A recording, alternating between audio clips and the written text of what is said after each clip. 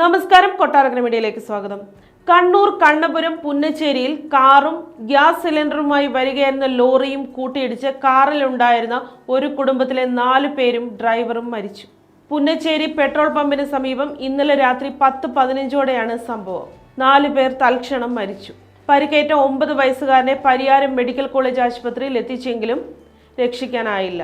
വണ്ടി ഓടിച്ച കാസർഗോഡ് കാച്ചിലാനടുക്കം ശാസ്താംപാറ ശ്രീശൈലത്തിൽ KN പത്മകുമാർ, യാത്ര ചെയ്ത കാസർഗോഡ് ഭീമനടി മണ്ഡപം കമ്മാടത്ത് ചൂരിക്കാട് സുധാകരന്റെ ഭാര്യ അജിത, ഭാര്യ പിതാവ് പുത്തൂർ കൊഴുമൽ കൃഷ്ണൻ, അജിതയുടെ സഹോദരൻ അജിത്തിന്റെ മകൻ ആകാശ് എന്നിവരാണ് മരിച്ചത്. കണ്ണൂർ ഭാഗത്ത് നിന്ന് പയ്യന്നൂർ ഭാഗത്തേക്ക് പോവുകയായിരുന്ന കാറും എതിരെ വന്ന ലോറിയുമാണ് അപകടത്തിൽപ്പെട്ടത്. കാറിൽ പിന്നിലുണ്ടായിരുന്ന ലോറി ഇടിച്ച് നിയന്ത്രണം വിട്ട് എതിരെ വരികയായിരുന്ന ഗ്യാസ് സിലിണ്ടറുമായി പോകുന്ന ലോറിയിൽ ഇടിക്കുകയായിരുന്നുവെന്നാണ് കരുതുന്നത്. വാതിലുകൾ വെട്ടിപ്പൊളിച്ചാണ് കാറിലുണ്ടായിരുന്നവരെ പുറത്തെടുത്തത്. കാർ ലോറിയുടെ മുൻവശത്തിടിച്ച് ബോണറ്റ് ഉൾപ്പെടെ ലോറിക്ക് അടിയിലേക്ക് കയറിയ നിലയിലായിരുന്നു. കാറിന്റെ ബോഡി ആകെ ഒടിഞ്ഞു മടങ്ങിപ്പോയിരുന്നു.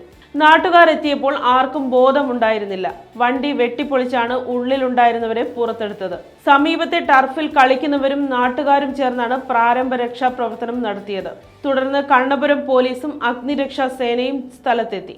മകൻ സൗരവിനെ കോഴിക്കോട് വിദ്യാഭ്യാസ സ്ഥാപനത്തിൽ CAക്ക് ചേർത്ത് ഹോസ്റ്റലിലാക്കി വരികയായിരുന്നു സുധാകരനും കുടുംബവും.